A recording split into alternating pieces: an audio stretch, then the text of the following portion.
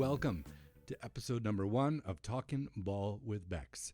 We are gap to gap and coast to coast and on the air Sundays at 5 p.m. as we launch a new and exciting episode each and every week. We're embarking on a journey to help Canadian kids. And how am I going to do it? I'll ask for your support right now. If you wouldn't mind, I humbly ask you to reach down in the right-hand corner of your screen and hit that subscribe button. It is going to go a long way to making sure I can help out as many Canadian kids as possible. It's 100% free, of course, and all you have to do is click on subscribe now. So go ahead and do that, and we'll get started. Got some incredible sponsors we want to make sure we acknowledge that have made this possible and continue to help the show going forward. StraightBet.net is an incredible online casino program. Toall Rentals is your exclusive partner of the show and for all your heavy equipment needs in the YYC. Also got Chris Hunt.online on board, just the guru of recruiting in America. And we have some incredible discounts available on the website as well. We are in support of Area Scouts Canada. This is a tremendous platform designed to help kids get better, to become incredible athletes, all with injury prevention in mind. Through proper movement, through biomechanics, endurance, athleticism, it's a tremendous program, and I'm honored to be bringing it up here north of the 49th. And we are actively seeking evaluators all over our great country. We'll talk a lot about Area Scouts on this program, including later on today with one of our featured guests. We are also in support of Next from the North. As I mentioned, we are trying to help Canadian kids get noticed. It's a free program. It's literally no charge for kids to go on Bekksy.com, BEKKSY.com. Scroll down to Next from the North and hit the Get Noticed Now button, fill out your free profile, and have access to literally every single college coach in America.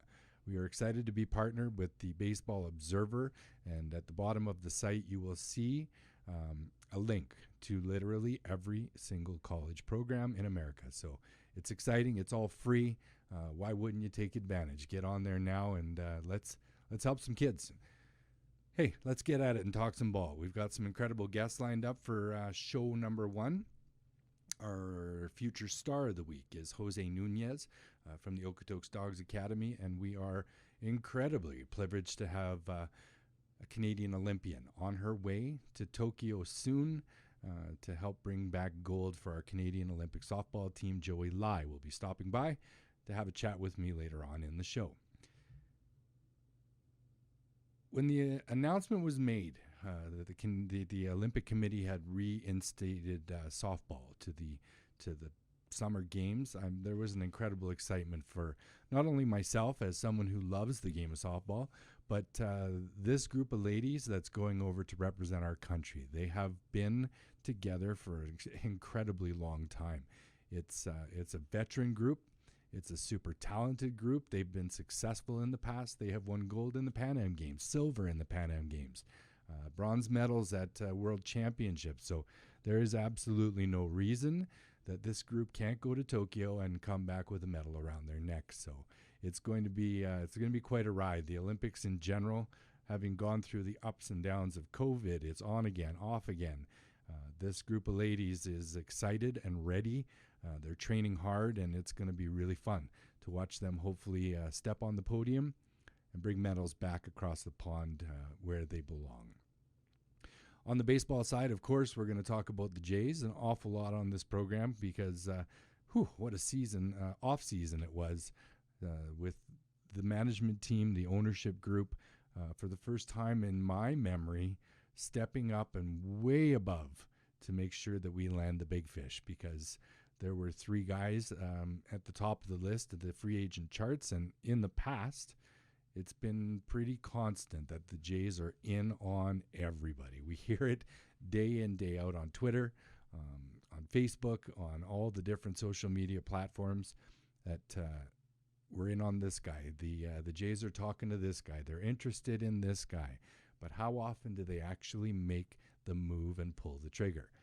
Well, this is the year. You know, it started with Kirby Yates And people were less than excited, which boggles my mind because this guy was the best closer in the National League as recently as a couple years ago. Last year, he struggled with the bone chips in the right elbow and got him removed. And for all intents and purposes, it appears he is back. And man, I couldn't be more excited to have one of the best closers in baseball at the back end of the bullpen. So that was move number one. And then the unrest started amongst Blue Jay Nation. I watched it every single day. When are we going to make a move? When are we going to make a move? When are the Jays going to pull the trigger on somebody? And then the news came that it was down to two teams, the Mets, the Jays on George Springer. And it went back and forth and back and forth. And with Steve Cohen as the new owner of the Mets and his deep pockets, it seemed as though it was imminent that George Springer would be a New York Met. Then I was as surprised as anybody when the news came out that morning that the Jays had signed Springer to a 5-year deal worth upwards of $25 million per season. It's something that we just haven't experienced. We have always let the big guy go, and man, it instantly launched this team into contender status. It was as if a great big light bulb went on, and suddenly Jays Nation was back on board, and everything was good in the world. And then came the news that Michael Brantley was coming this way as well. John Heyman piped in that morning on Twitter and said Brantley signing with the Jays, and oh my God, the back and forth on Twitter and Facebook was incredible as we believed Michael Brantley was coming as well. As it turned out, it was false news. Fake news, I guess, is the word of the last couple of years, so we'll go with that. He was on his way back to Houston, which in my mind, as we talk about this a little further, I was fine with.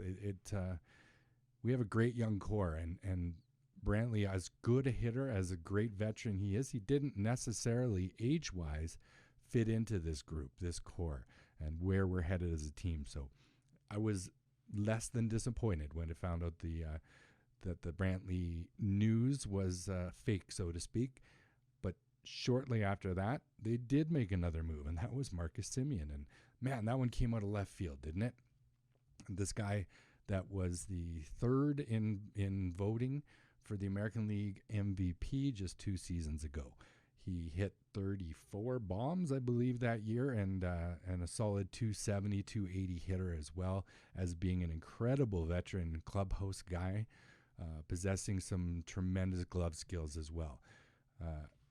Initially, I thought he was coming to play shortstop, which would have moved Bo over to second. As it turns out, they believe in Bo, and isn't that something?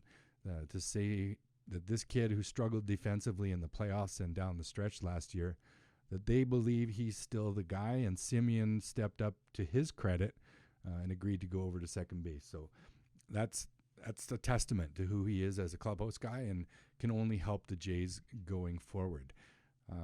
Two guys that we wouldn't have got in the past were suddenly in the mix, and suddenly the Jays were becoming more and more contender status. That's 3, actually. I apologize. Kirby Yates to start it, then Springer and Semien, and suddenly we add Steven Matz, we add Tyler Chatwood, we re-sign Robbie Ray and Joe Panik, and man, the future is bright for this group.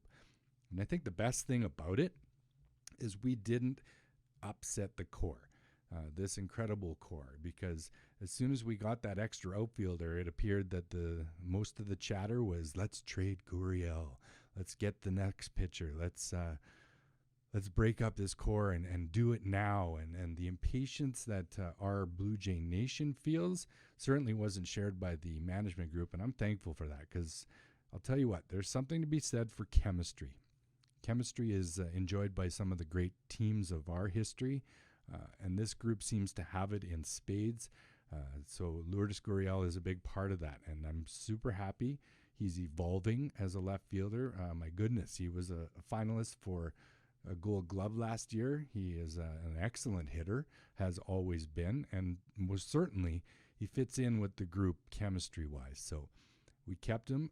We kept our young pitching core intact, which everybody wanted Castillo. Everybody wanted Sonny Gray. Jake Odorizzi, all of these veteran arms that most certainly would help the group. But the faith shown in Simeon Woods Richardson, Alex Manoa, Julian Merriweather, Thomas Hatch, it's founded and it's legitimate, and thankful that Shapiro and Atkins believe in this group, because for my money, as we move forward, this team is going to be better as a result of trusting these young arms. There's two veteran guys at the top that Robbie Ray and Hinjin Ryu can most certainly, the young guys can lean on, and it's exciting. This group, watching the early spring training games, they've been electric. Even Anthony Kay hit 97 on the gun the other day, and he was nowhere near that last year. So it's an incredible group of young, talented baseball players. And as a Blue Jay Nation, I'll tell you what, we're on the precipice of greatness with this group, and it won't be long before we're touching deep runs in the postseason, and I could not be more excited about it. Next week, we're going to launch a segment on the program that is dedicated to getting deeper into Blue Jay Nation, Blue Jay back office, let's say. A good friend of mine has some incredible contacts within the organization, and the segment will be called Daddy Hacks with Holdy, as my good friend Mike stops by on a weekly basis, and we delve deep into the inner workings of the Blue Jays organization. So very, very excited about that. But right now, it is time to shine the spotlight on one of our young stars of Next from the North. Our Future Star segment is brought to you by the amazing folks at straightbet.net. Do you constantly hate hitting 3 out of 4 on your Sportsline ticket and coming away with absolutely nothing? Hey, I'll tell you what, Thomas and Haven over at StraightBet have your answer. It is as simple as sending an email to haven@straightbet.net, and you tell her Bekks sent you over. She's going to give you free money. That's right, free money to get online, join their program. It is something to behold, I promise you. StraightBet.net is a title sponsor of our program, and they are indeed in charge of this segment, which is coming up right now. Our spotlight, Future Star of the Week, is on one of my favorite Canadian prospect pitchers. I mean, this kid is an absolute stud on the bump. The future is beyond bright for our next guest. He is from the national powerhouse, Okotoks Dogs Academy, right here in Okotoks, Alberta, Mr. Jose Nunez. Welcome to the show, my friend. What is good? Yeah, thanks for having me, Bekks. It's going good. How about you? Yeah, just trying to make it in this difficult world we live in, and looking forward to some baseball coming up pretty close. I know that there's plans for games, so let's hope it comes true. Get this COVID thing over with. I agree. No doubt. Let's start with that. It's the obvious way of the world right now, the new normal, they like to say, and it's all about COVID. And let's talk about how that impacted you in the middle of a big year. It's been a good, solid year since we heard the first news and we got shut down. So tell me how COVID's impacted your life.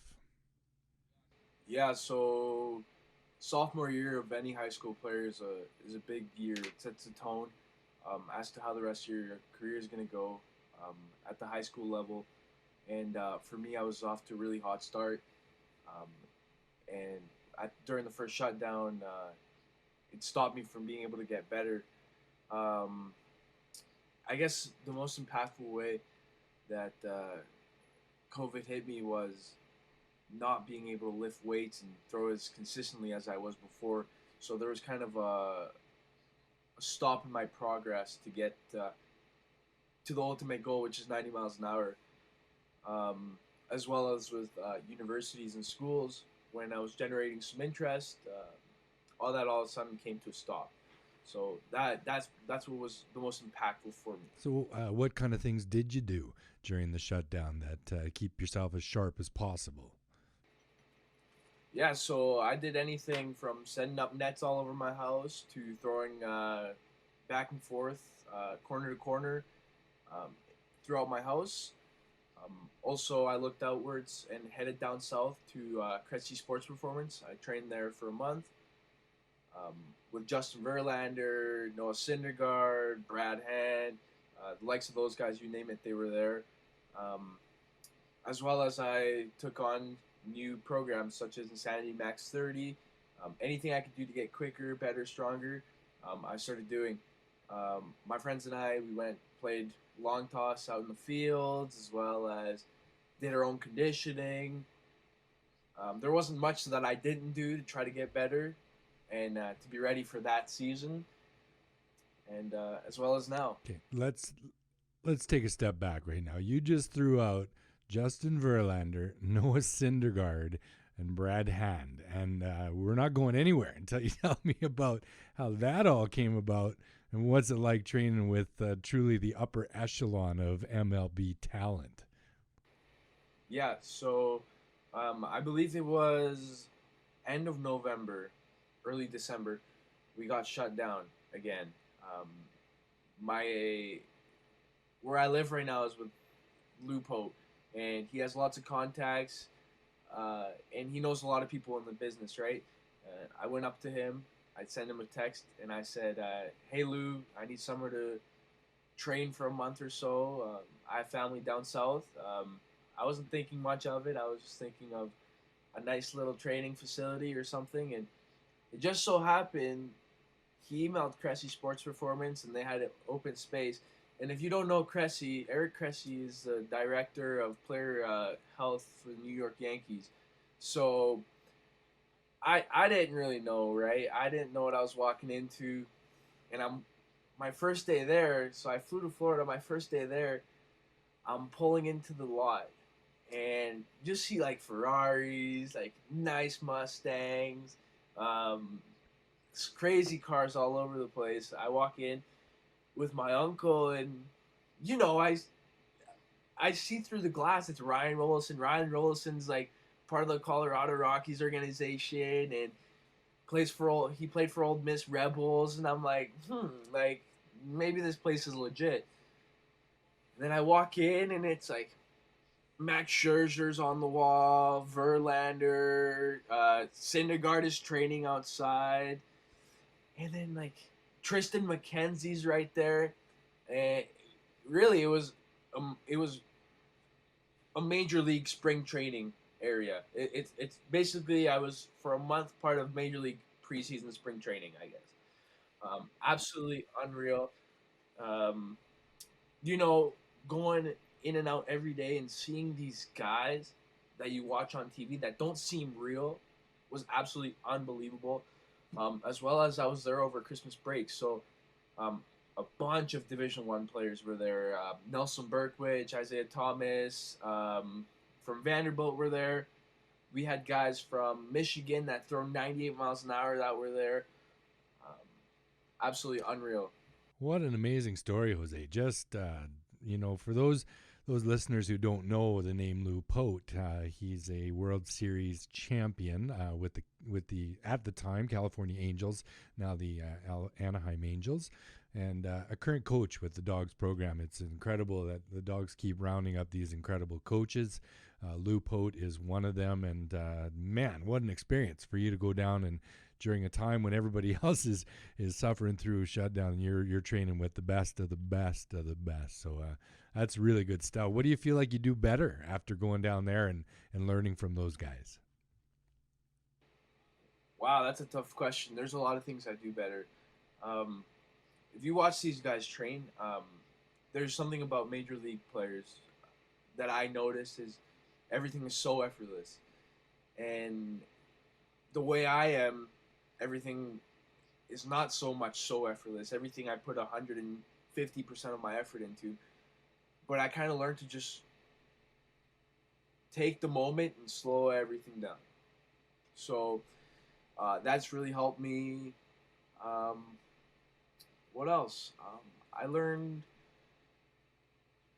endless of new things. I learned more so about the little things that it takes to get my body ready to throw at a high level than I learned over my 16 years of living. I have a sense of connection with myself before I throw now that I've never had before. Wow, that's awesome. What a great thing. Um, I like to look back and figure out sort of where it all began, because everybody has roots. We all played the game early on, and certainly the impact that the early days have on you in your future is different for everybody. So talk a little bit about Fort Saskatchewan, Sherwood Park, your young ball days, and when you kind of realized that baseball was your future and how it was going to impact your life going forward. Yeah, so in Fort Saskatchewan, I actually played with an age group that was older than me, so I had to mature quite quickly. Also, there, my personal trainer, Riley Ross, he played for Bethany College, was fresh out of university, um, and he taught me lots of new things. We worked together that offseason to get ready to play AAA ball. Um, to whereas when I showed up to the Sherwood Park tryouts, um, they had heard that I was going to go play in St. Albert and was just there to just try out. So they offered me a spot on the team right away. Um, and I guess that moment at the tryout, when I went out there and made noise, set the character for the rest of the year. My teammates really learned that I was about winning and I was about the team. I wasn't about myself. Never have been, never will be. Um, and yeah, so that transition phase from Fort Saskatchewan to Sherwood Park was quite easy for me. Um, that team, as you know, was very mediocre at best, but we were grinders, and I've kept that with me for up until You know, now. it's funny. I remember distinctly the first time we went up to play Sherwood that summer. And Josh McInnes at the time was the 13U head coach at for the Okotoks Dogs. And I remember you on the bump, and he said, "Where did this kid come from?" Because they had remembered the Sherwood team from last year, as you said, being somewhat mediocre, and all of a sudden here's this kid throwing lighting up the radar gun. So it was a funny moment where they said, "Where did they get this guy?" And I had seen you previously the year before in Fort Sask coaching Outlaws, so I kind of knew a little bit about you and had to share. It was a good time for sure. Later that season, the Dogs were fortunate to win the provincial title, and you were picked up for the national tournament. Do you remember Josh giving you that call and sort of what you felt like? They just the admiration that clearly was there for you to have you come along and join the team for Quebec. Oh yeah, getting that call from Josh was definitely interesting. I hated you guys. I hated that 13U Dogs team. You guys were really good, but it was exciting. It was something I had worked for about a year prior.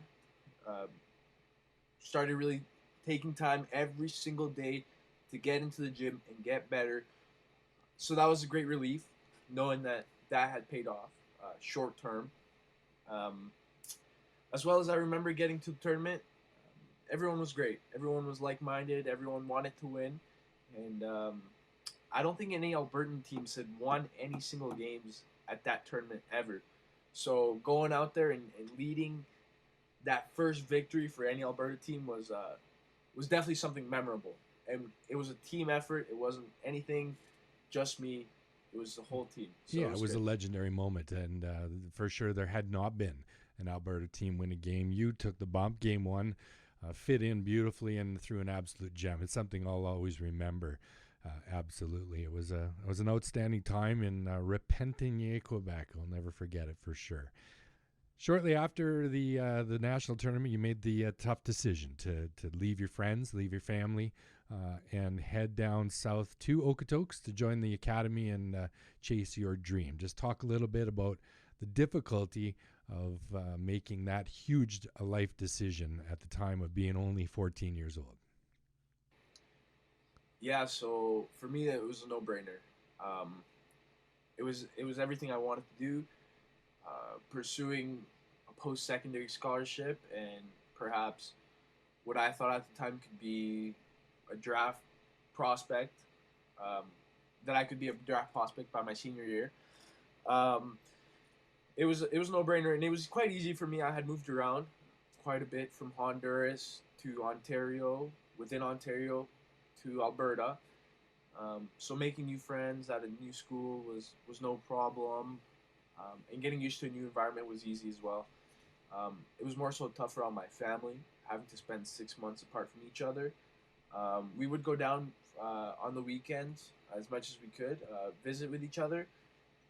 Great efforts from my dad and my mom and my brother, of course. So I owe it all to them.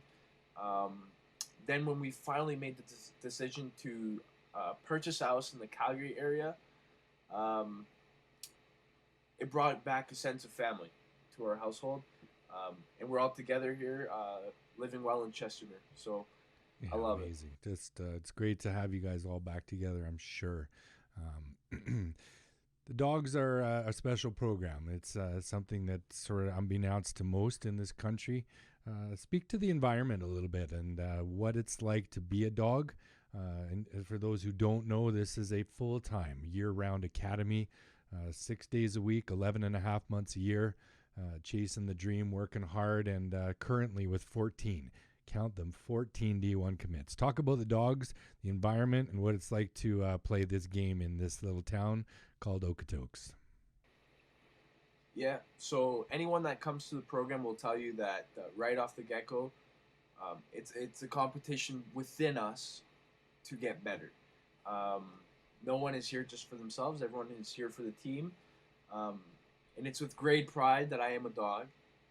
Every game we play, someone's always trying to beat us. We're their worst enemies, and they'll play their best pitchers and their best lineup against us. So to have that honor to be part of that team that no one likes and everyone wants to be is something like no other. Um, aside from the baseball wise, it's a great responsibility within the community. We do lots of work, um, whether that's doing food banks or toy drives at Walmart, and just being there to represent the dogs. It's all part of it. Um, there's no other team I'd rather be part Yeah, of. that To me, it's everything. that's awesome. And you've grown with a great group of guys from the 15U days, and you guys enjoyed one of the truly great seasons in the history of Alberta baseball, maybe in the nation, as far as going undefeated in your 15U season. And you maintain friendships and close relationships with guys that you've grown through the program with. And I'm sure you learned a lot. Talk a little bit about, the disappointment of not culminating that season with a national title, but how much you've learned as a group going forward from it. Yeah, it was very disappointing not to be national champions. That's that whole year we were expected to be, um, at least by other teams in Alberta. Um, Learning from that was the greatest thing I ever got from it. I've learned to better prepare, um, for the spotlight, to better prepare for new challenges, and I'll take that on with the rest of my life, and I guess just be satisfied with the things I have accomplished. It's easy to look back at that season as a failure for me because we weren't national champions, but I also have to take what we did do and appreciate that. So I guess in a sense, um, appreciate what I've been able to do and what I want to do next. Yeah, you maintain great friendships with a bunch of guys from that team. Is it something that still comes up when you guys are Snapchatting or texting each other, or do you just put it on the back burner and forget it even happened? What's the current status of that group? I would say one or two guys text the group chat about twice a month, every single month since, and just let us know that we should have been national champions. I don't think anyone on that team will ever forget how special that season was.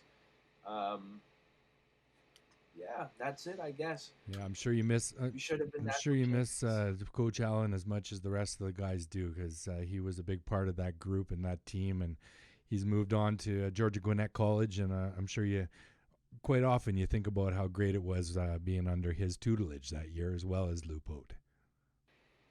Yeah, it's important to note that Alan, aside from being a coach, he was a great role model for everyone. Every game, he brought a sense of happiness and joy and FU mentality, I guess. And the Thor hammer. I would honestly say if it was not for Coach Allen and Coach Lou and that mix that both of them had, we would probably not have had the season we had. Coach Allen did many good things. Anyone that was part of that team or anyone that witnessed that year knows that we never once played any game with the same lineup twice. Every game, it was someone else stepping to a different role and stepping up to a different part of the lineup so we could all win together. As a player, that really helped me. I was put in many different situations that helped me succeed. And yeah.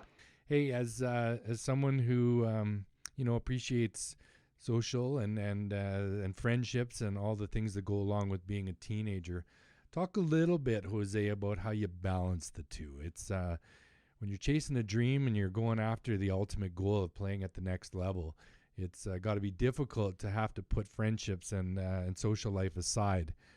Just talk a little bit about how you balance those two.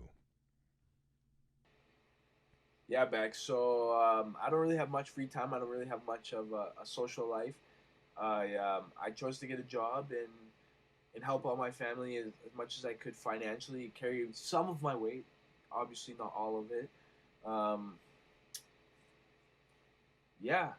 Most of my days look like 5:45 type mornings, anywhere from 7 o'clock practice, 5:45 to 7. And then after school, having another lift, coming home, recovering, sleeping, waking up, and doing it all over again. So I don't get much of an opportunity to go hang out with friends. On the weekends, I come home, spend time with myself and my family, and I don't party, I don't drink, none of that. And that, my friends, is the reason that this kid is definitely on his way to big, great things. Let's put you into the future, Mr. Nunez, and you're sitting at your computer and you're typing out that message. It says, "I am proud to announce that I will be continuing my athletic and academic career at," what's the dream school? So realistically, I would rather play at a school. Not rather, sorry. Realistically, I see myself playing at a top 25 junior college or a small Division I school. But I guess in the likes of many pitchers, my dream would be to go to Vanderbilt University. Good one. What interests me more about Vanderbilt University is their roster, their players,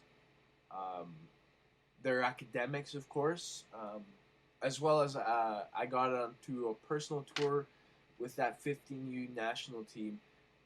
We went onto a private tour, saw all the facilities, and I can tell you, Bekks, it's unbeatable.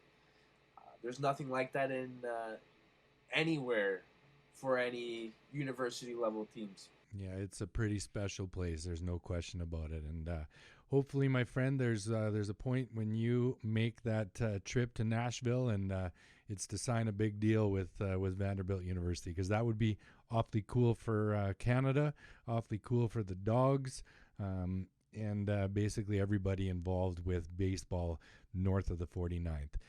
Jose, it has been a pleasure to have you on the show, and as the first guest of Talkin' Ball with Bekks, it's been an honor to have you, my friend. The future is so bright. You're living high 80s on the bump. You got a dirty hook. You got the right mindset, ice water in your veins. I'm so excited for everything that is to come for Jose Nunez.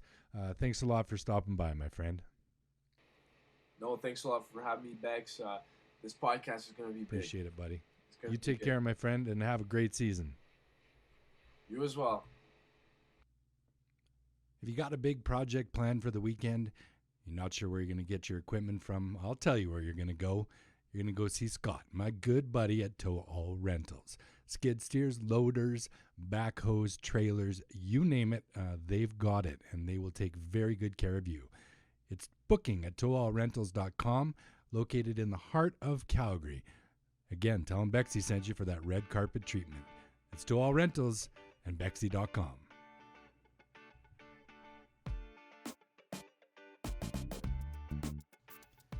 You are talking ball with Bekks. We are gap to gap and coast to coast as always.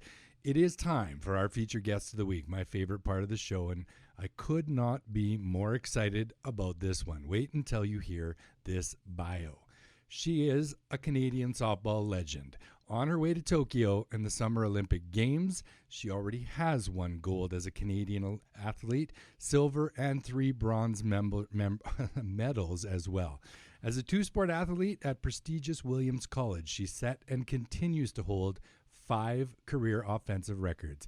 And as a senior, she led the nation with a staggering .563 batting average. You think I'm done? Just getting started. Post-college, she was the head softball coach at beautiful Bucknell University.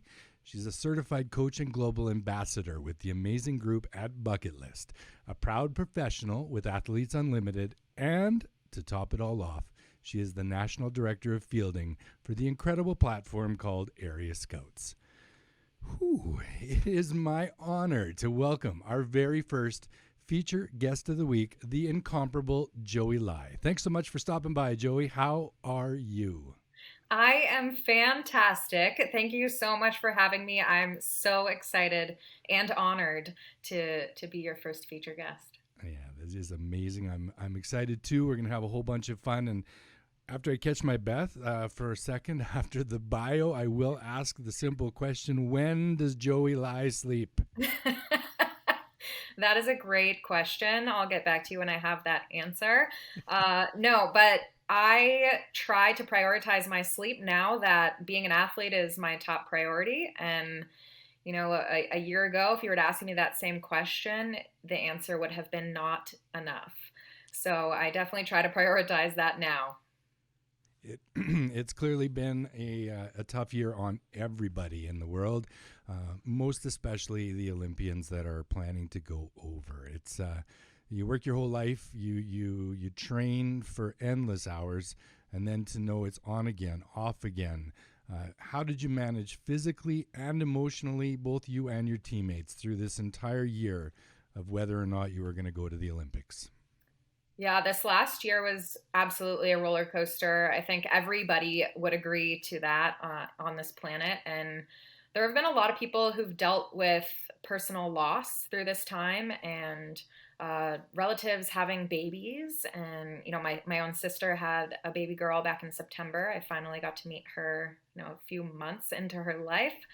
But initially, the Canadian Olympic Committee announcing that Team Canada would not be sending athletes, that was a huge moment in history for us. And as a team, it took a lot to swallow that pill, but also I think the pride that came along with that was kind of the shining emotion there. Just the fact that our country would take that stance and put the health and well-being of athletes first. And thankfully, 48 hours later, the announcement came out that the Olympics were postponed, and so that granted us the extra year of training and the chance, the possibility to represent our country on the Olympic stage just a year later. And the figuring out how to train through the beginning of that pandemic was tough and challenging. We took some time off and allowed people a mental and physical break, and then figured out ways to be creative and train in different situations. And then fast forward to January, we were able to come together as a group and have a successful training camp. So excited for the future. It must have been an incredible battle within, not only yourself, but as a group, to the desire to protect versus the desire to compete as top-level world-class athletes. Again, you've trained your whole life. So talk a little bit about how you dealt with it inside and as a group. Again, the desire to protect people and yourselves versus the ultimate desire to go to the top level and compete. Absolutely. We had team conversations about that very thing, and obviously spent some time consoling each other and just talking about the disappointment that came along with those events, and also talked a lot about how hard it was for Canada to make that decision and how amazing it was for us to be the first country making that announcement and being a leader in that moment. And looking back now, it's amazing to think that Canada was first and in putting our athletes first, and just, hits that pride home even more. Yeah, and such an interesting dynamic as the two countries have done it so very differently with regards to COVID and how Canada's, for the most part, stayed relatively locked down throughout, while the U.S. has continued to expand and open the doors. So you being currently and for the most part in the States, talk a little bit about how you dealt with the Canadian decisions, despite the fact that you were most part living in America. Yeah, I think the Canadian decision is where my heart is and was in that time. And the reality of it was it was a crazy time, and I think if I were to go back in time, my initial reaction might be different to that decision, but I think my overarching reaction would be the same, and still very, very prideful. And uh, being here allows me to train a little bit more easily, I think, and just being able to move around a little bit. I've been fortunate to travel not just around different places in the U.S., but up to Canada for our camp and whatnot. So I feel very fortunate to kind of be able to be on either side of the border, whichever is going to help me and our team be best prepared, obviously in the safest way possible, and following all COVID protocols along the way. Yeah, it appears all systems are go. It appears that you guys are going to go and compete as a group. So let's get on to that and talk about the team. This group has been together for many years and enjoyed some great success on the world level. What are the expectations for this team in the tournament itself? The expectations we have for ourselves are to win a gold medal. And we talk about it. We know that we have it in our soul, that is what we are working for every single day. And at this point, if that's not what we're working for, then what are we doing here? So that's kind of our mentality, is let's shoot for it. And the worst thing that's going to happen is we'll fall short. But best case scenario, we achieve our goal and have an amazing moment in history and bring a gold medal home to Canada. So that's what motivates us every single day, and what we work hard for. Yeah, put yourself in the announcer's booth, in the analyst chair, when they do the pregame keys to success. What are the keys for this team to get to the ultimate level again? This team has come so far. It is just mind-blowing to me. If you were to put this team, this 2021 Team Canada, on the field with even ourselves from a couple of years ago, it would be a blowout. The level of confidence that we have, the work we've put in, the growth we've seen on both sides of the ball has been immense. And so, coming into Tokyo, I think the keys for us to be successful is to trust the work we've put in, trust the confidence we have, and trust each other, that we have each other's backs, and let the chips fall where they may, and we'll have a great outcome. Yeah, for sure. It goes without saying that going for gold is the ultimate goal heading over to the Olympics, but any type of medal, hardware to bring home would be fantastic, to say the least. One of the things I love most about the Olympic Games is it brings the fringe fans out, people that wouldn't normally watch softball or any other sport for that matter.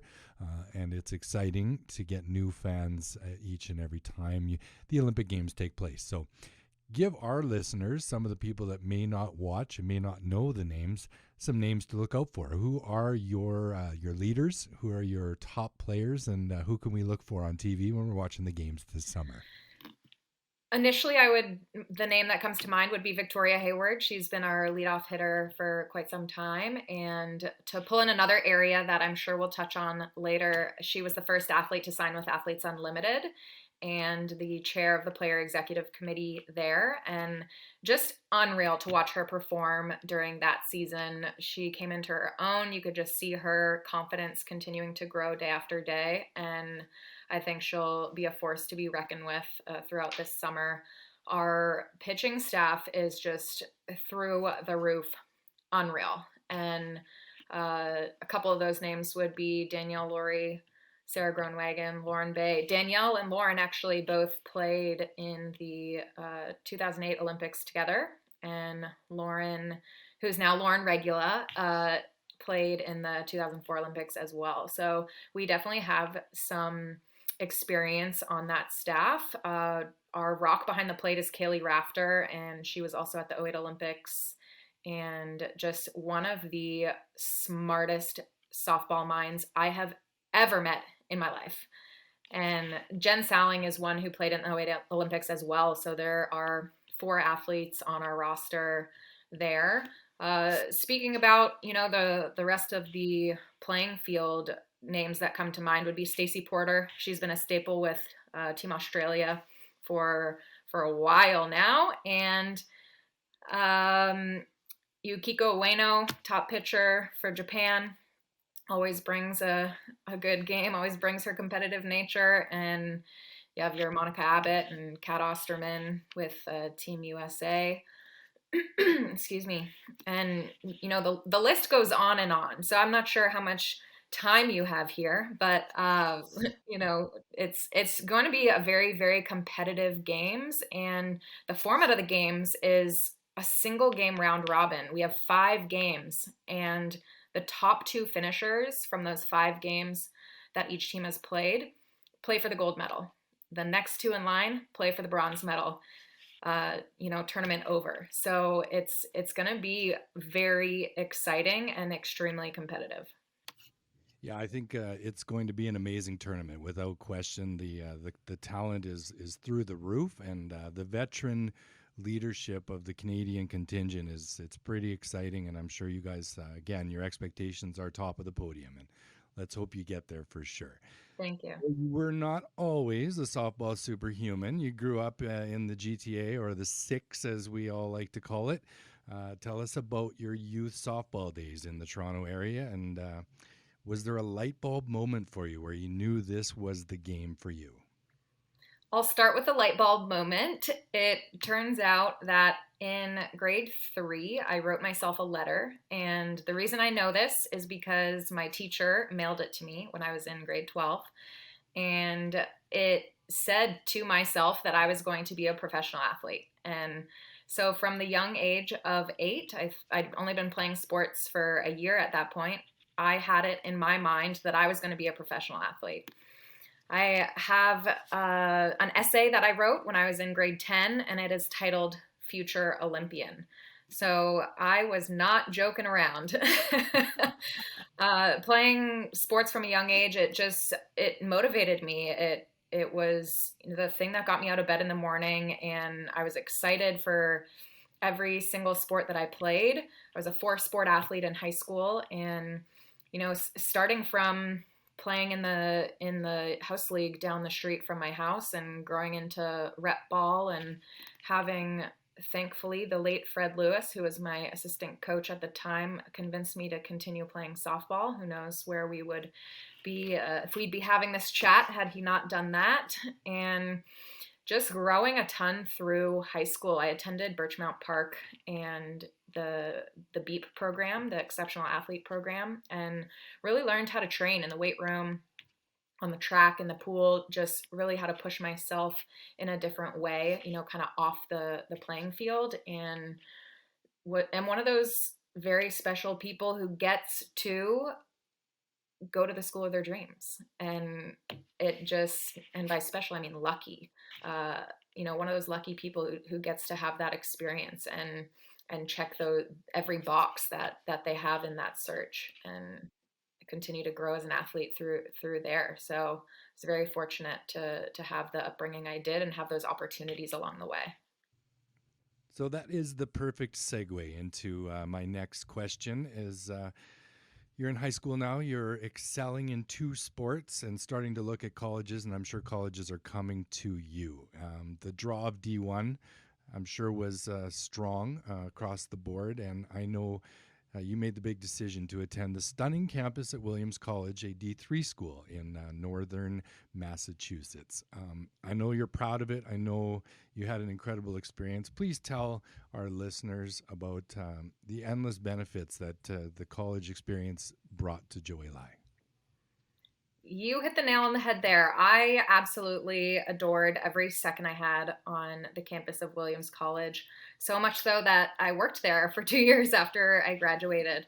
And, for me, I was very clear in what I wanted out of my college career. And that was somewhere I could play both hockey and softball, and I would be challenged academically. And Williams ticked all three of those boxes for me and felt like the perfect fit. I had conversations with some Division I coaches, and as soon as I would bring up the other sport, the conversation tone would kind of change, and that was my cue to kind of exit that conversation with that school. And so I think it's super important for athletes to understand, what do I want out of a school, and to pursue those things. Because if I went back 100 times to, being a high school athlete student, I would choose Williams College 100 times. And it pushed me academically, it pushed me as a human, and taught me how to juggle multiple things, and has allowed me to be successful in most things that I do.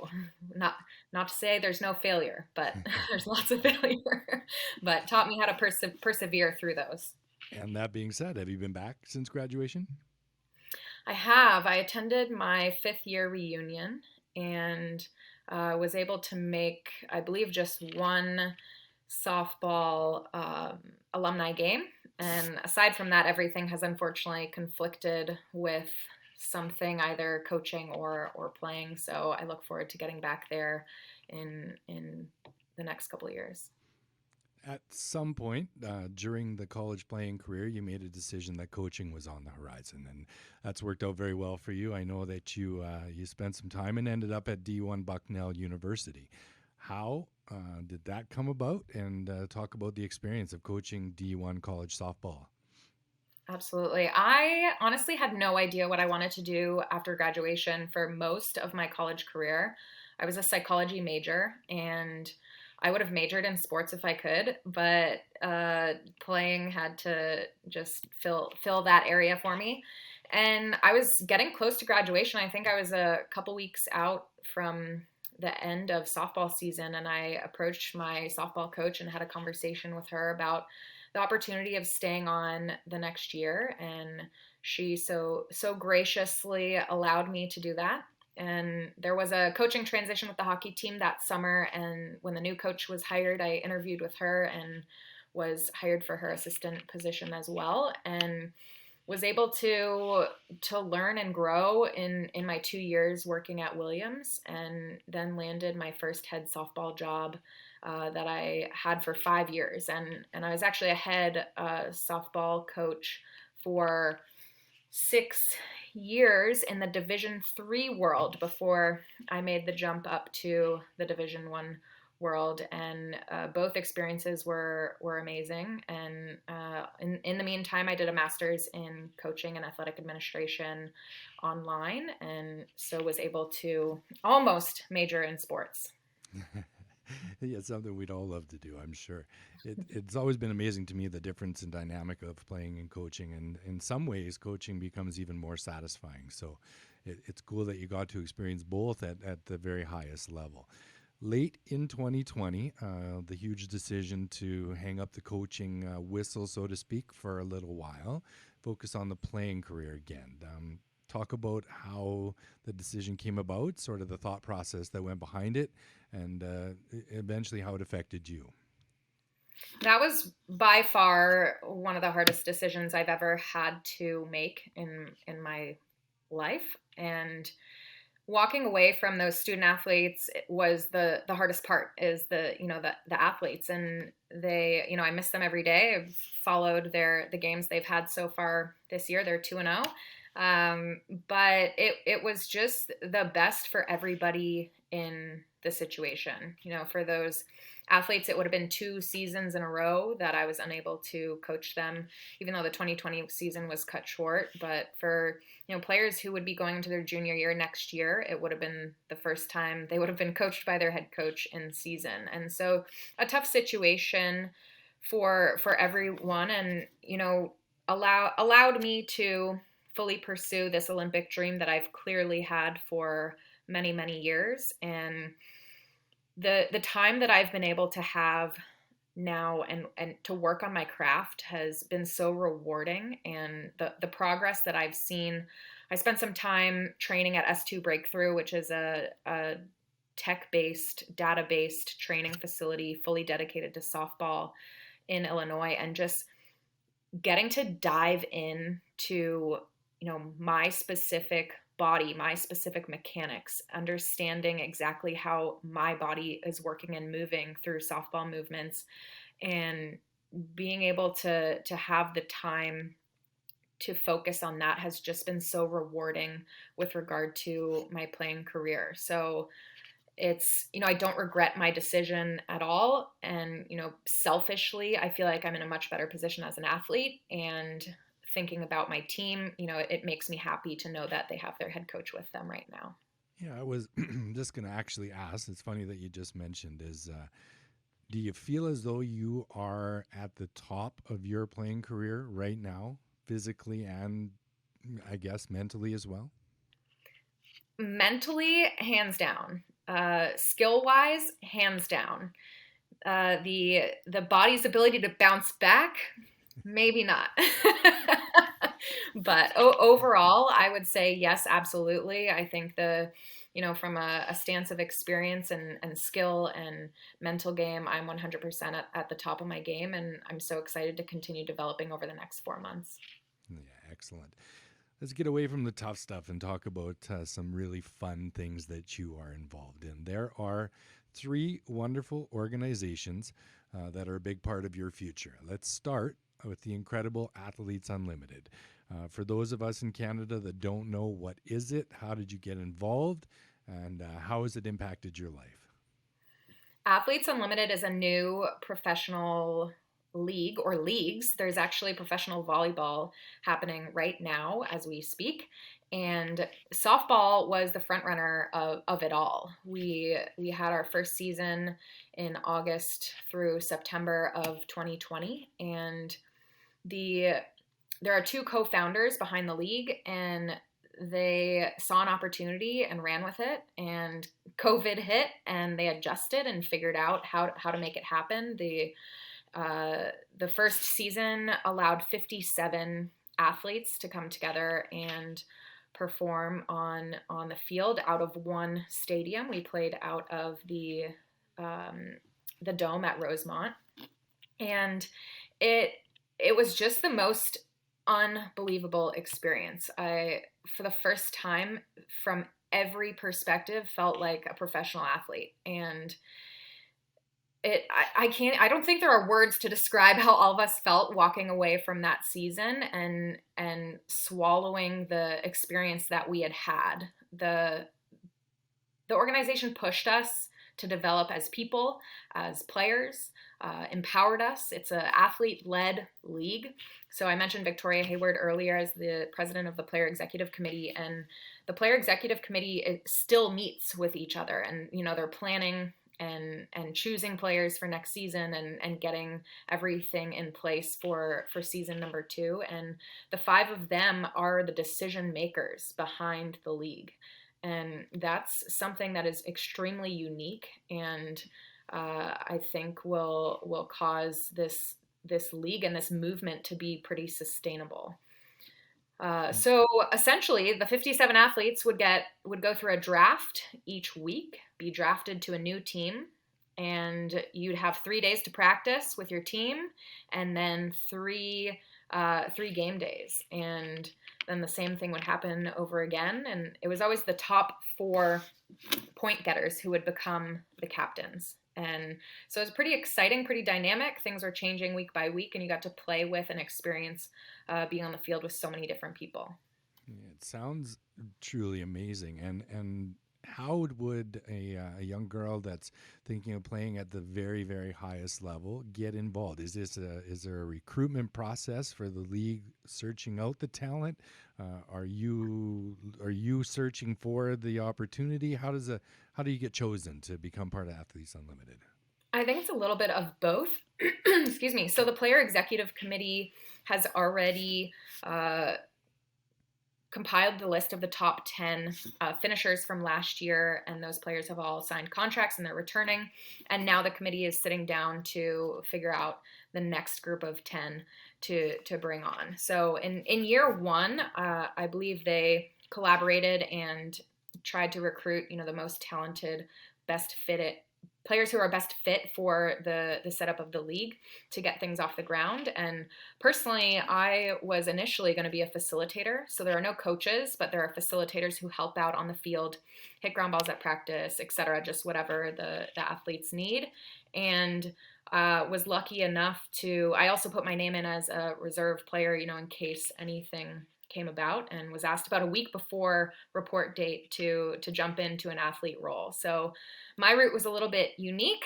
There were some players who knew for months they were going to be able to be on that playing field, and I was just very fortunate to sneak in right at the very end there. And I think pretty much everybody who played in the league is keeping their fingers crossed that they get the invite to come back. But I believe the player committee is going to leave some spots for some open tryouts, and also leave some spots for some draft picks from the graduating college players.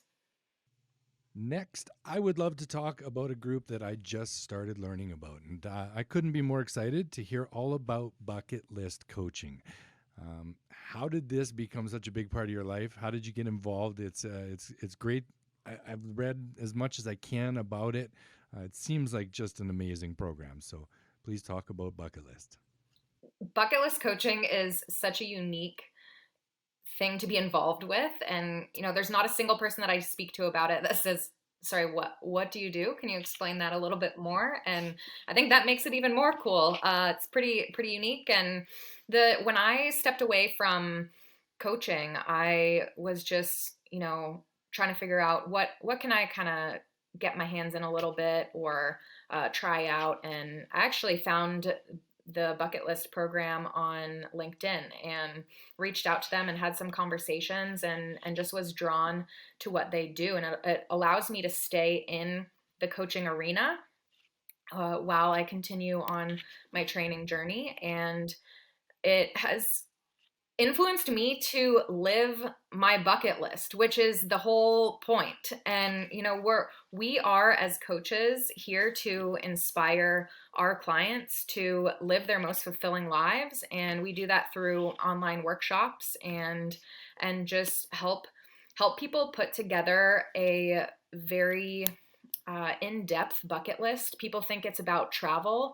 That's one of 12 categories that we have. And so through workshops, we allow people, or help people, encourage people to develop these bucket lists, and teach them how easy it is to take action on them. And for me specifically, since getting involved, I've done little things from leaving a note in my elderly neighbor's mailbox to let her know that we're here if she needs anything, to getting solar panels installed on our house. So it's inspired me to take action on a lot of things, and through my workshops, I hope to inspire many people to do the same.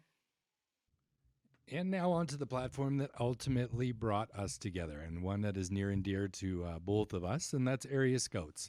How did you meet Lance and Josh?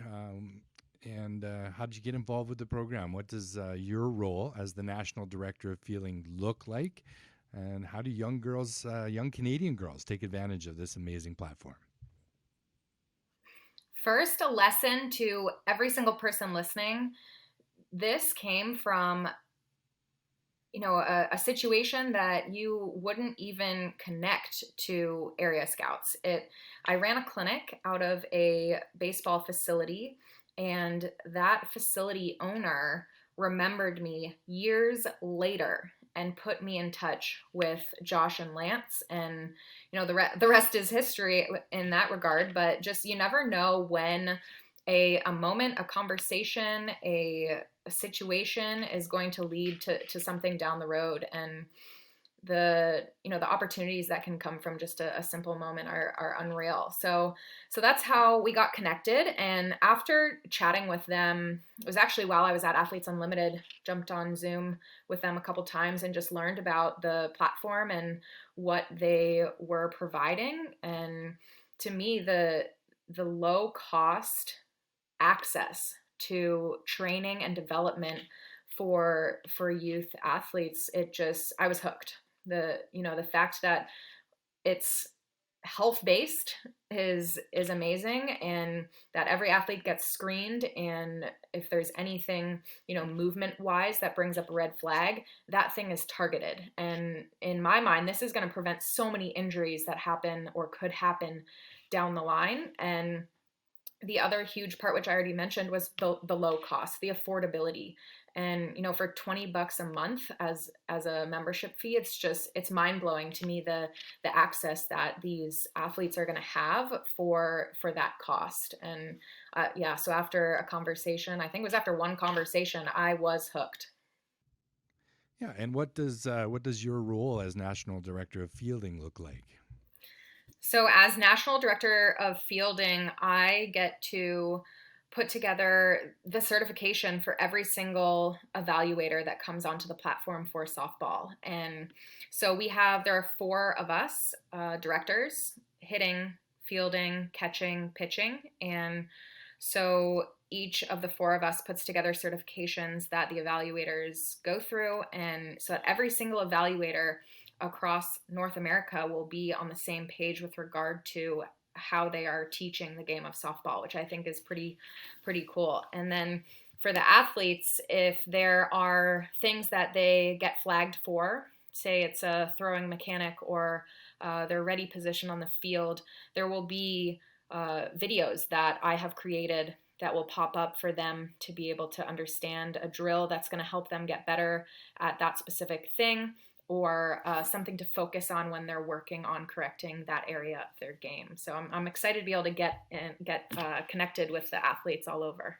Oh, and super fun, because on the baseball side, there's some incredible former MLB players and such as well. So Olympic athletes, MLB talent, the ability to virtually get involved with you guys directly is part of what I love about this platform so incredibly. And how do young Canadian girls take advantage? I know this is fledgling in Canada. I've been tasked with getting more evaluators to the table. Speak a little bit about how we're going to grow it up here north of the 49th. Yes. So for those young Canadian athletes, I would say keep your eyes peeled for evaluators getting hired in your area, and that will be your ticket to getting your evaluation done and your feedback, and then those benchmark videos, and continuing to grow. And the coolest thing about this is it's not just for the young Canadian who aspires to be an Olympian. It is for all of those young athletes, from the ones who aspire to be an Olympian to the ones who love the game and just want to get a little bit better, or they want to make their JV team, or they want to try out for their high school team. And so it's, we meet each athlete where they are and develop them from the position they're in that moment. The individual nature of the program is certainly something that drew me, as every kid has their own set of goals, and Area Scouts meets them, as you said, where they are, and that's really, really cool. Speaking of young Canadians, which you once were, Joey Lai, who were your big influencers as you were growing up? Talk about the few that sort of inspired you. Yeah, so hockey was my big love from the get-go, and I attended hockey camps every chance I got. And Vicky Sanahara is someone who grew up in Scarborough where I was growing up, and I attended her camps every summer that I could. And she just the work ethic and the amazing character, the amazing human that she was such an amazing role model for me.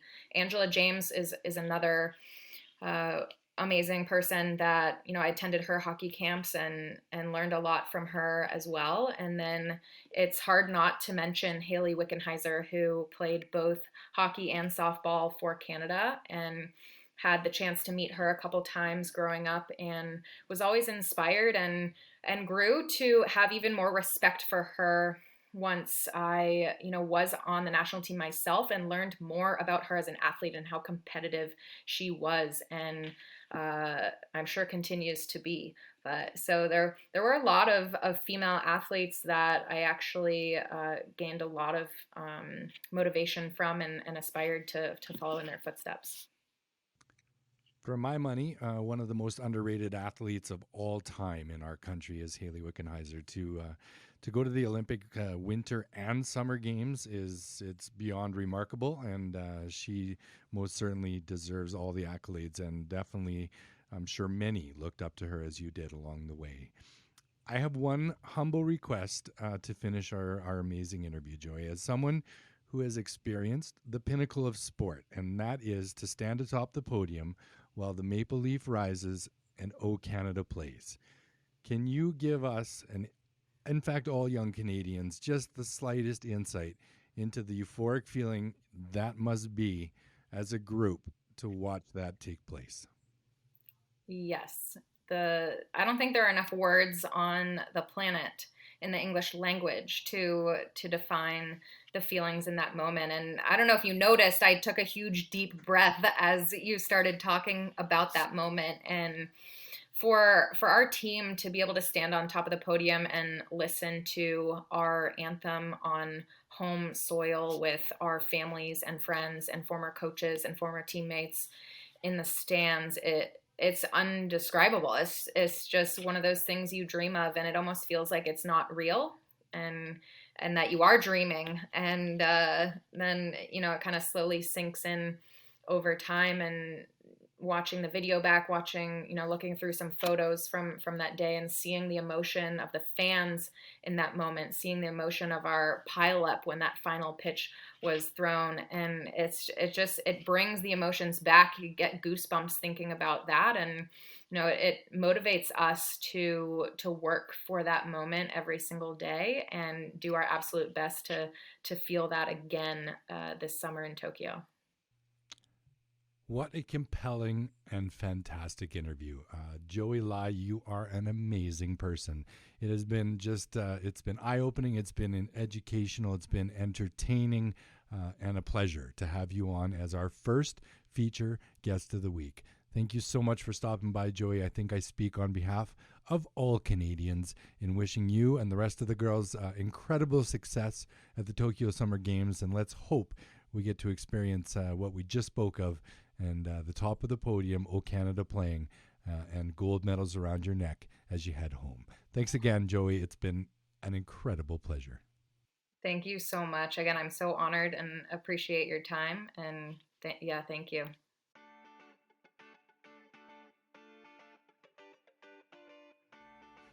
Well, that's a wrap, my friends. Episode 1 is in the books.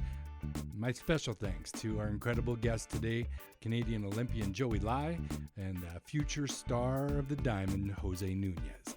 Tune in next week, same time, same channel, as we welcome another Canadian Olympian, pitching sensation Carissa Hovinga, as well as 3-time Alberta Player of the Year from the Red Deer Braves, Gavin Galenza.